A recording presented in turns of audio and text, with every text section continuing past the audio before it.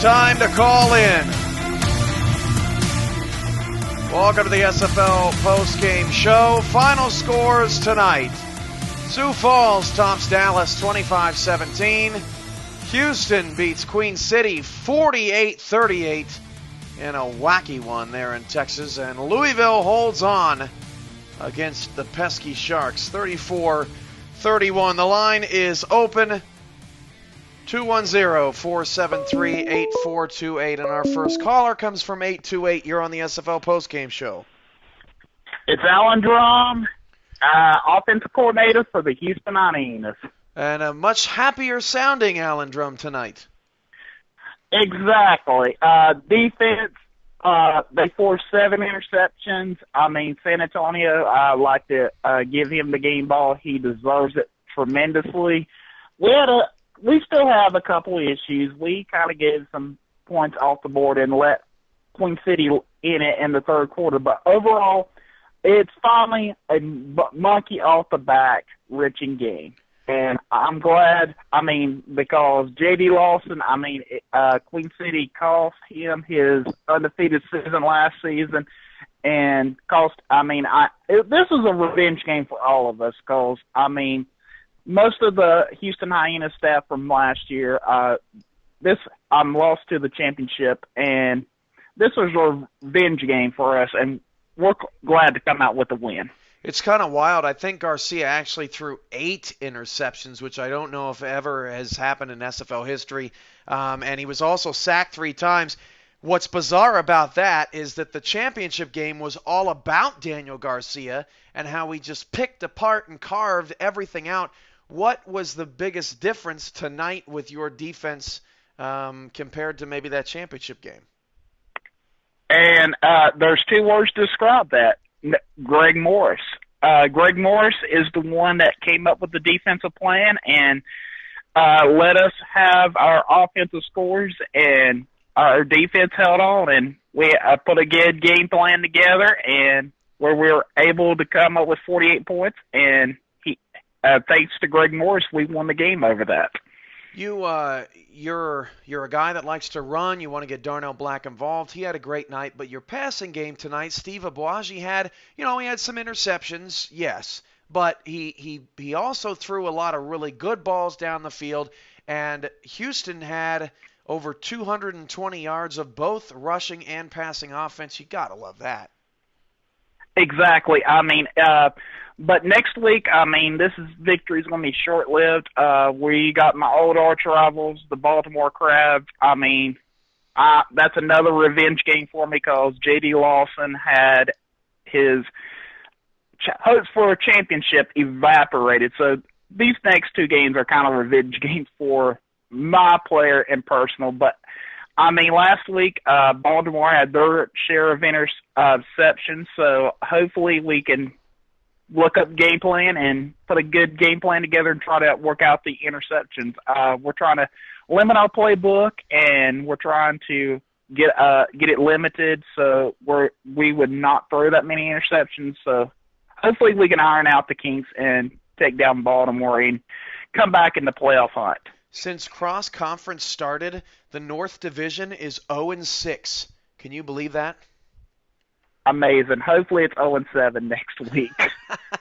Well, of course, NYC and DC, all they need to do is win, and they could potentially be in sole possession of first place with a 2-2 record. Alan Drum, always appreciate it, and congratulations on the victory. All right, appreciate it, and congratulations, Jason, on your victory also, my friend.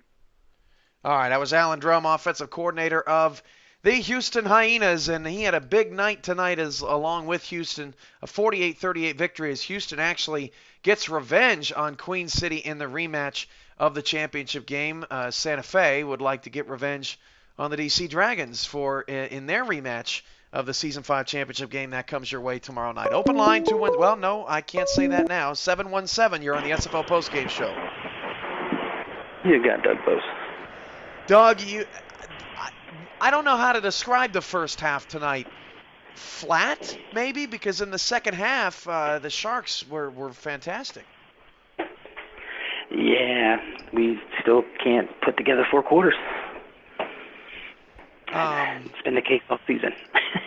Yeah, well, and I want to address too because I have to. The journalist in me has to ask. Late in the game, it seemed like the team sort of morale started to get down with some of your guys, big guys on the offense. I Yeah. can you put into words? I mean, how frustrating that is that you lost to by 3 points to an undefeated team, and you have to deal with that. Yeah, I mean, ever since the departure of Ed Ritter, we've seen the negative comments on in our team channel, in private messages. Now during games, can't take it, and it's just like, step up, fat boy, help the team out instead of talking negative. And I mean, seriously, this is the number 1 ranked team in the league per the power rankings.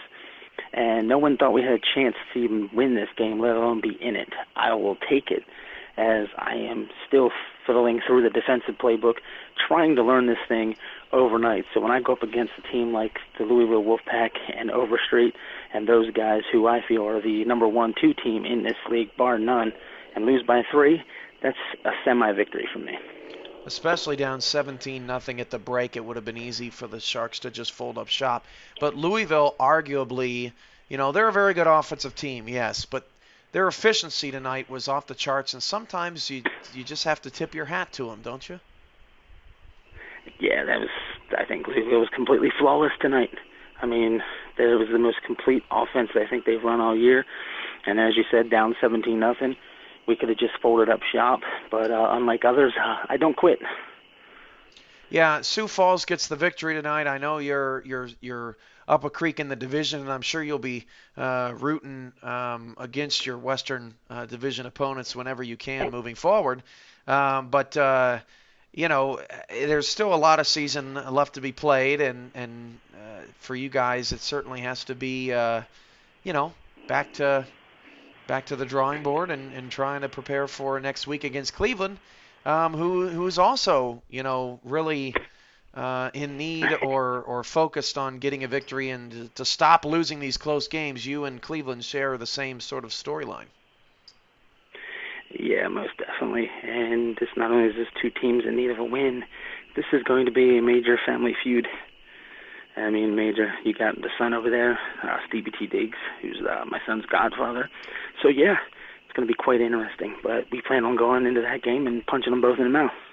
And I know that even despite the records of the 2 teams, the game certainly is really, really important to both of your teams, because I don't think anyone expected, judging by the initial power rankings, that Los Angeles and Cleveland would be a combined 1-7 heading into Week 5, but you guys are also going to be having a big family get-together for this game, right?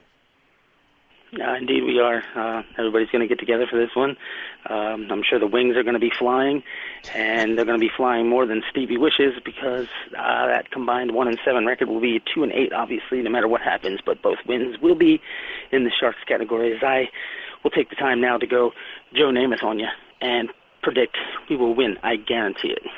Doug, keep your head up. It was certainly a valiant effort there in the second half, and you were one onside kick away from doing something crazy.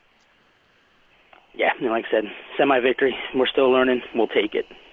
All right, Doug. Appreciate the time. All right, take care.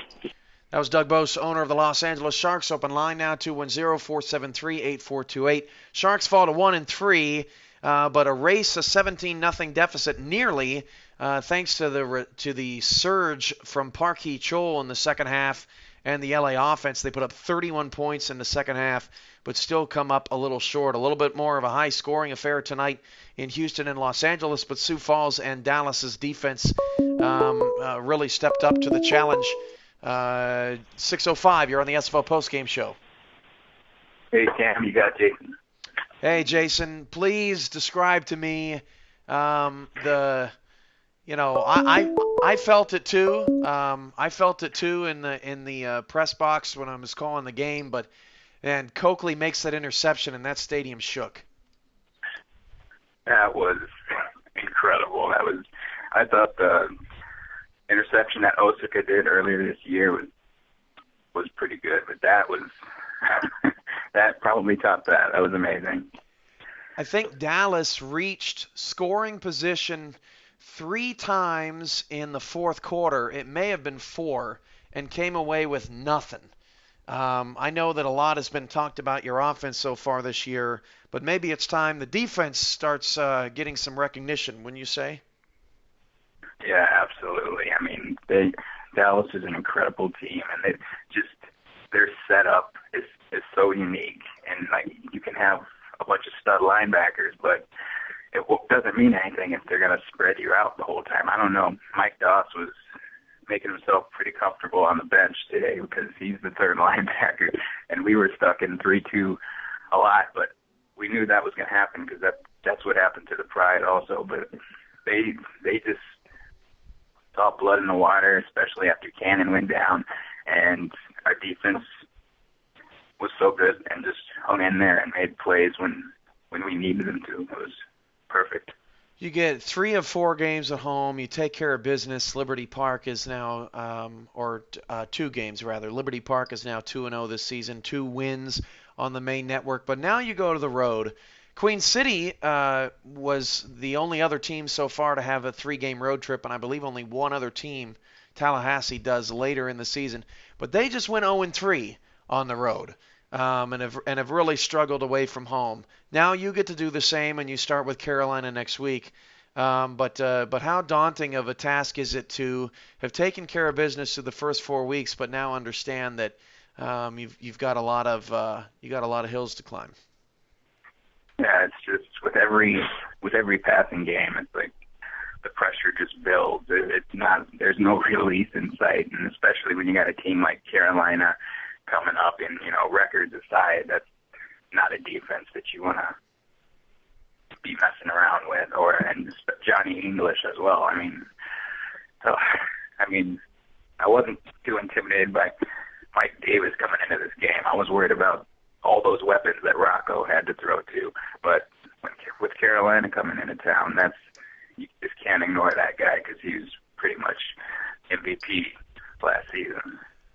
You win by 7 in Los Angeles. You win by 8 tonight. You beat NYC by 10 despite throwing 6 interceptions.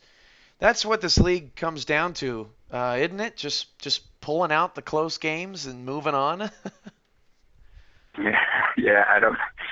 It's hard to figure out what needs to happen in each game. It's so crazy. And as soon as Cannon went down, it was like, how in the world are we going to survive this? But somehow, some way it happens, and I don't know. I guess that's just the way the league works. And I gotta say, good game to everybody in Dallas. You definitely should have earned everyone's respect if you hadn't before this game. I think they definitely did now. And congrats to everybody else too. And Alan, congrats on your Hyena win. Right back at you. If you were in the North Division, you would be 2.5 games ahead. Do you wish you were in that division right now? I would prefer that, definitely. All right, Jason. Thank you so much for the time, bud. Hey, how's your little one doing, by the way?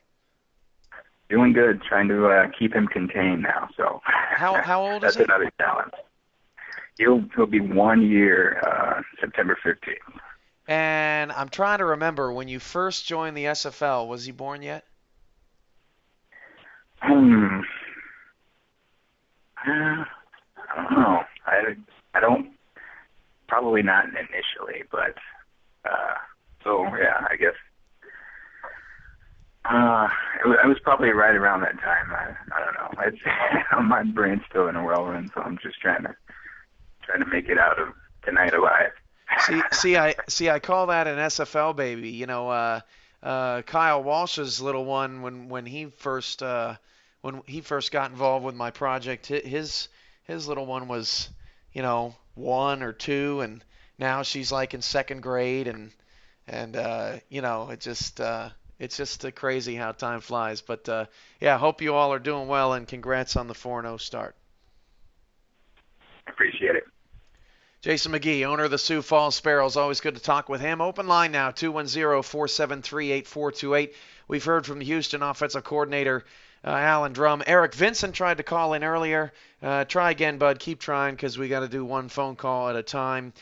We've heard from Jason McGee, owner of the Sioux Falls Sparrows, and we've heard from Doug Boas, owner of the Los Angeles Sharks. Always love to hear from the variety of characters around the SFL. So Sioux Falls improves to 4-0. Dallas takes their first loss at 3-1. An interesting matchup next week in the Southwest Shootout.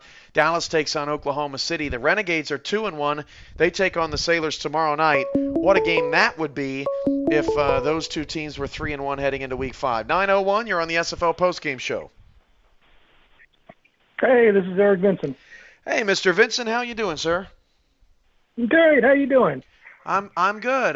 You got a little bit more involved in the game plan tonight. That was good to see. Yeah, absolutely. I was pretty pleased with that, but I was overall pleased that the team won. Yeah, you're new to the show. You're one of the many rookie players as well in the league. Tell us about yourself.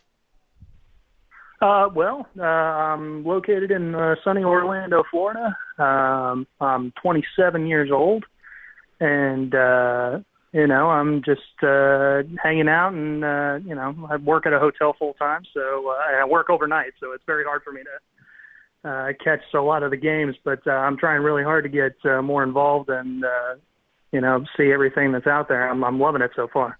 I bet. How did you find out about the SFL? Believe it or not, actually, I was watching Bleacher Report, and I watched a YouTube video. I forget who you were being interviewed by, but I was watching that interview, and I was really, really interested by everything that you had to say, and the commentary. Your commentary is absolutely amazing, by the way. I appreciate that.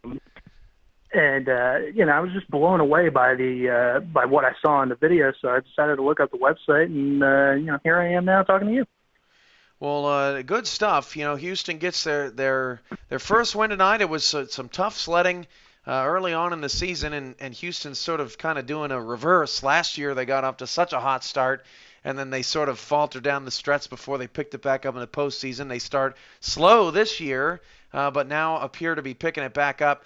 You're a part of the Houston community, and you get to see sort of how hard the coaches work and what their game plans are coming into the week. Describe to those listening at home out there a little bit about what that's like just as a player trying to find your own way in this league and seeing the effort that's put into trying to get a win each week. Well, the staff does an amazing job. DR is absolutely amazing. Greg puts together a great game plan. That's probably one of the main reasons we got the W today. He's a terrific game planner. I can't even imagine the amount of work that goes into it. Like I said, working overnight and trying desperately to just catch the games. I can't even imagine sitting there and watching film and putting together a game plan and everything else. So it's really mind blowing how much time and effort you and everyone else in the league puts into it in order to put a winning team out on the field. I know that you haven't been blowing up the league or anything on the field yet, but you did get a win, and you're on the field and played a big role tonight in Houston's 48-38 win. Any thoughts as to moving forward of what you want to see out of the Hyenas and out of yourself in your football career?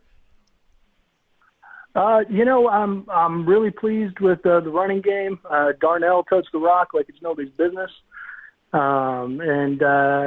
your 22 jerseys out. We'll be seeing more of me. Eric, great talking with you. I appreciate the call. Thank you, Cam. You have a good night, all right? You too. Eric Vinson, tight end of the Houston Hyenas. Everyone's a happy camper for the Houston Hyenas tonight, as they should be, knocking off the defending champs. Open line now, 210-473-8428. So again, Baltimore and Queen City surprisingly falter again this week. They are both 1-3. Baltimore's victory is against Queen City, and Queen City's victory is way back in Week 1 when they won the game in the final 20 seconds after trailing the entire game.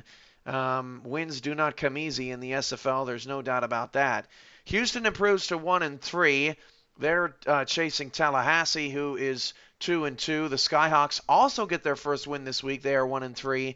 And the Orlando Intimidators, the sole team atop the South Division at 3-1. Orlando just keeps squeaking out the wins, and talk about another team that whose defense is underrated, as A.J. Lacoste set the record for interceptions in a game the other night with 5. 210-473-8428. If you didn't get the number, it's on your screen. And we want to hear from you. Wednesday night action. Tomorrow night, of course, D.C. and Santa Fe, rematch of Season 5's championship game. And that should be a great one. We'll also honor the late Richard Snowden and Joey Falcone. Also NYC and Oklahoma City.